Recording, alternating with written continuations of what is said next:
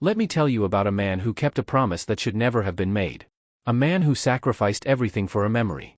A man who learned, too late, that grief can be turned into a weapon. Daniel Harris woke up at 5 a.m., just like he did every morning. The alarm didn't even finish its first beep before his hand shot out to silence it. He couldn't let it wake Emma.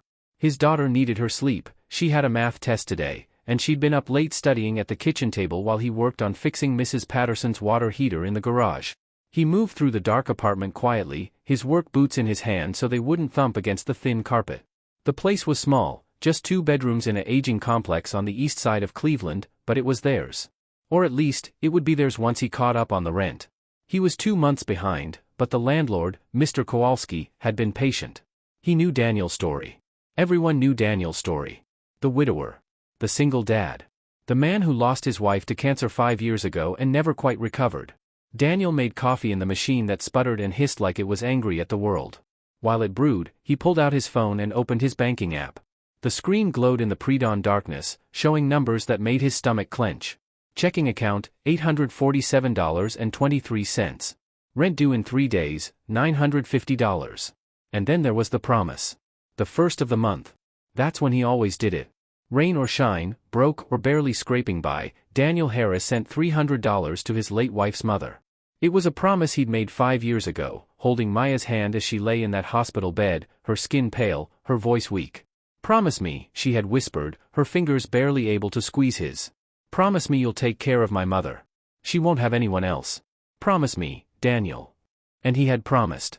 God help him, he had promised. Daniel transferred the $300, watching his balance drop to $547.23. The rent would have to wait. Again. Maybe he could pick up some weekend work, some emergency calls. Cleveland winters were brutal on old heating systems, there was always someone who needed help. He drank his coffee black because they were out of milk. Emma had used the last of it on her cereal yesterday, and he wasn't about to tell a 10-year-old she couldn't have milk on her Cheerios. Some sacrifices were so small they didn't even register anymore. You have to understand something about Daniel. He wasn't a fool. He wasn't naive. He was just a man trying to honor the woman he loved, even after she was gone. By 6:30 a.m., Daniel was in his work van, a 15-year-old Ford that burned oil and made concerning noises when he accelerated too fast. The heater barely worked, so he drove with his work jacket zipped up to his chin, watching his breath fog in the cold morning air. His first call was in Shaker Heights, a wealthy suburb where the houses had 3-car garages and heated driveways. Mrs. Richmond's furnace had stopped working overnight, and she'd called his company in a panic.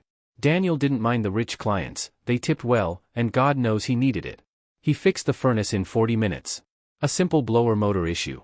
Mrs. Richmond handed him a check and a $20 tip, looking at him with that expression he'd come to recognize over the years. Pity mixed with admiration. "You're that young man, aren't you?" she said, her voice soft. "The one whose wife. I'm so sorry. And raising a daughter on your own. That must be so hard." Daniel folded the 20 and put it in his pocket. "We manage, ma'am." "Thank you. I can't imagine," she continued, because people always continued. 5 years and you're still supporting her mother? That's remarkable. Most men would have. She trailed off, but Daniel knew what she meant. Most men would have stopped. Most men would have said 5 years was enough. Most men would have put their own daughter first. But Daniel wasn't most men. He'd made a promise to a dying woman, and promises weren't something you broke just because they became inconvenient. What Daniel didn't know, what he couldn't have known, was that while he was choosing between his daughter's needs and a dead woman's mother, the truth was living and breathing just 45 minutes away. That evening, Daniel picked Emma up from after-school care.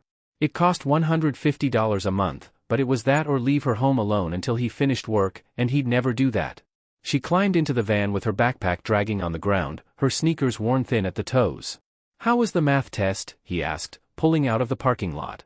"Good, I think." She buckled her seatbelt, then looked at him with those eyes that were so much like Maya's it sometimes hurt to meet them. "Dad? Can I ask you something?" "Always, sweetheart. Why can't I go on the field trip next month? It's only $35. Everyone else is going." Daniel's hands tightened on the steering wheel. The field trip? To the Science Museum. Emma had been talking about it for weeks, and he'd been avoiding this conversation for just as long. "It's not a good month, Em. I've got some bills that need catching up." "But you always have bills." Her voice wasn't accusing, just sad. Confused. "Kayla's mom said if we can't afford it, the school has a fund that helps." She said there's no shame in asking. Shame. Daniel felt it burn in his chest. His 10-year-old daughter was being taught about poverty assistance funds while he sent $300 to a woman who'd never once called to ask how Emma was doing. I'll figure it out, he said quietly. You're going on that field trip? I promise. Another promise. Daniel was good at those. They ate dinner at home, spaghetti with Jared sauce and no meat because ground beef was $6.99 a pound and he'd already spent that money on the light bill. Emma did her homework at the kitchen table while Daniel sat across from her, sorting through bills and trying to figure out which ones could wait another week. Rent, can't wait much longer. Electric, already got a shut-off notice. Car insurance, overdue. Groceries, almost out of everything. He rubbed his eyes, exhausted. The photograph of Maya sat on the bookshelf behind him. She was smiling in that picture, taken 3 years before she got sick. Before the cancer. Before everything fell apart. I'm doing my best, he whispered to her picture, like he did most nights. I'm keeping my promise. I hope you know that. But here's what Daniel didn't know, there was no cancer. There was no death. There was only a lie so big, so cruel, that it would take a stranger noticing numbers on a screen to finally crack it open. Marcus Webb had worked in the fraud detection department at First National Bank for 12 years. He'd seen every scam, every scheme, every creative way people tried to steal money. He'd stopped caring about most of it years ago. It was just numbers on a screen, patterns in data, alerts that needed checking. But something about account hashtag 4472-8834-9021 bothered him. It wasn't the amount. $300 wasn't enough to trigger automatic alerts. It was the pattern. Every month, like clockwork, a deposit from Daniel Harris. And every month, the money moved out within 48 hours. But that wasn't the strange part. The strange part was the other deposits. 7 different people, all sending money to the same account. All around the same amount. All on the same day of the month. And the address on file, Marcus had grown up in Cleveland. He knew that address. It wasn't a house. It was a UPS store in Parma. Marcus pulled up the account history, going back years. The deposits had started at different times, but they all followed the same pattern. Money in. Money out. Transferred to different accounts, sometimes in different states. He sat back in his chair, a cold feeling settling in his stomach. This wasn't right. Marcus knew he probably should have reported it to his supervisor and moved on. That's what the protocol said. But something made him look up the name on one of the accounts sending money. Daniel Harris. Cleveland, Ohio. A quick social media search showed him a man about his age, maybe a few years younger. Pictures of a little girl. Posts about furnace repairs and HVAC work. And then, buried in the older posts, he found it. A memorial post. 5 years without you, Maya. Not a day goes by that I don't miss you. I'm keeping my promise. Always. Marcus's jaw tightened. He clicked on Maya's profile, which Daniel had kept as a memorial page. Beloved wife and mother. Taken too soon by cancer. Marcus looked back at the banking data. At the account receiving Daniel's monthly payments. At the rapid transfers. At the multiple sources of income. This wasn't a grieving widow receiving support from her late daughter's husband. This was something else entirely. Marcus picked up his phone and scrolled through his contacts until he found Daniel's number. It was in the account file, all accounts had contact information. He stared at the number for a long moment, knowing that what he was about to do might break protocol, might get him in trouble, might open a door that couldn't be closed. But if someone was taking advantage of a grieving widower, Marcus dialed the number. The phone rang 3 times before a tired voice answered. Hello? Is this Daniel Harris? Yeah, who's this? Marcus took a breath. My name is Marcus Webb. I work at First National Bank. We need to talk. It's about those monthly payments you've been making. There was silence on the other end. Then, quietly, filled with sudden fear, is she okay? Did something happen to Maya's mother? Marcus closed his eyes. This was going to be worse than he thought. Mr. Harris, I think we should meet in person. Are you free tomorrow evening? And that's how it started. With a bank employee who cared enough to make a phone call. With numbers that didn't add up. With a man who'd been so lost in grief that he never thought to ask the questions that might have saved him years of pain.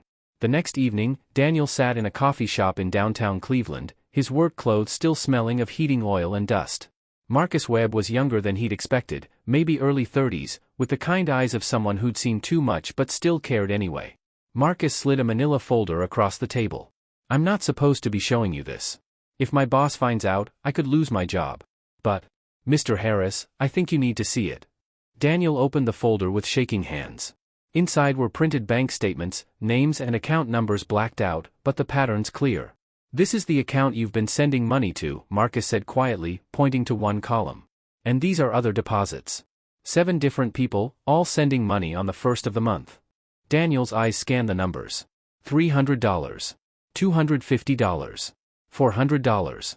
$200. Month after month, going back years. "I don't understand," Daniel said. "Maya's mother, she's elderly. Maybe she's helping other family members? Maybe." "Mr. Harris." Marcus's voice was gentle but firm. "The address on this account is a P.O. box at a UPS store.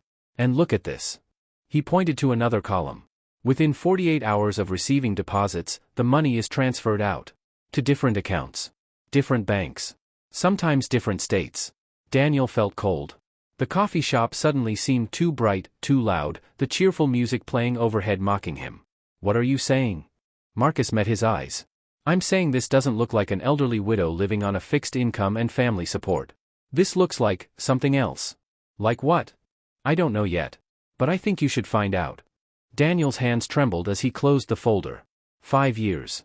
5 years of sacrifice, of going without, of telling Emma they couldn't afford things while he sent money to. To what? To whom? "Maybe there's an explanation," Daniel said, his voice desperate even to his own ears. "Maybe she's investing it. Saving it. Maybe." "Mr. Harris."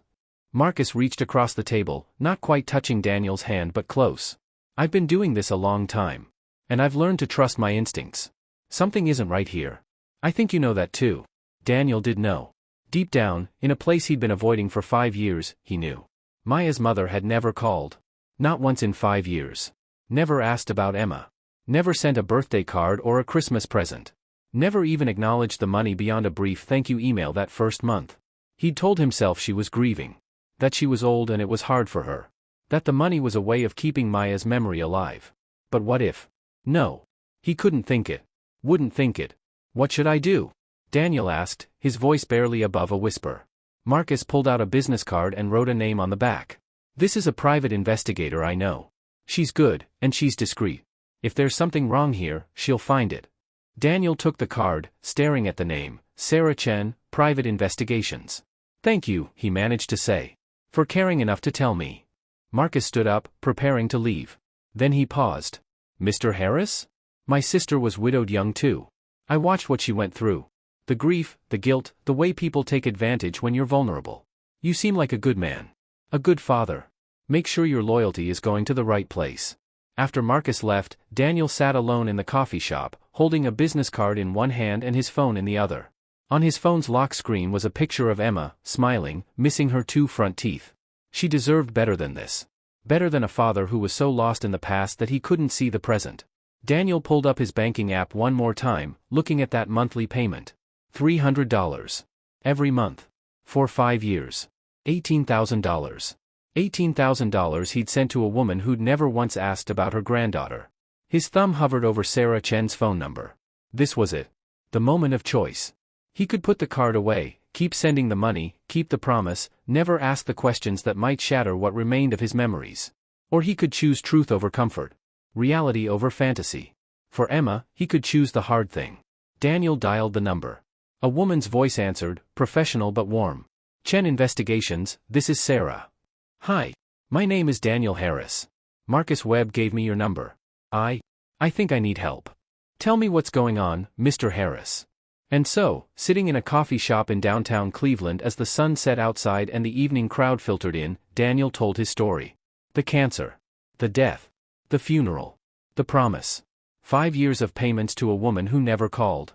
And when he finished, Sarah Chen was quiet for a long moment. Then she said, "Mr. Harris, I need to ask you a difficult question, and I need you to answer honestly." "Okay. Are you sure you're ready to know the truth? Because once we start looking, we can't unlook. Whatever I find, good or bad, you're going to have to face it." Daniel thought of Emma. Of her worn-out sneakers and the field trip she couldn't go on. Of the promises he'd kept and the promises he'd broken without even realizing it. "I'm ready," he said. "Then let's find out where your money has really been going." Daniel hung up the phone and walked out into the cold Cleveland night. Behind him, on the coffee shop table, he'd left Maya's photograph. He'd been carrying it in his wallet for 5 years, a reminder of his promise. But tonight, for the first time, he left it behind. Because he was starting to realize that the woman in that photograph might not be the woman he thought he'd married. And the promise he'd been keeping might have been built on the biggest lie of his life. Tomorrow, the investigation would begin. And nothing would ever be the same. The truth was closer than Daniel knew. Just 45 minutes away, in a modest apartment in Lakewood, a woman with dark hair and a growing belly was laughing on the phone, making plans for a nursery she'd furnish with money sent by a man who believed she was dead. Her name was Maya Harris. And she was very much alive. Ready for part 2? Say the word and we'll watch Daniel's world completely shatter, and then rebuild it from the ashes.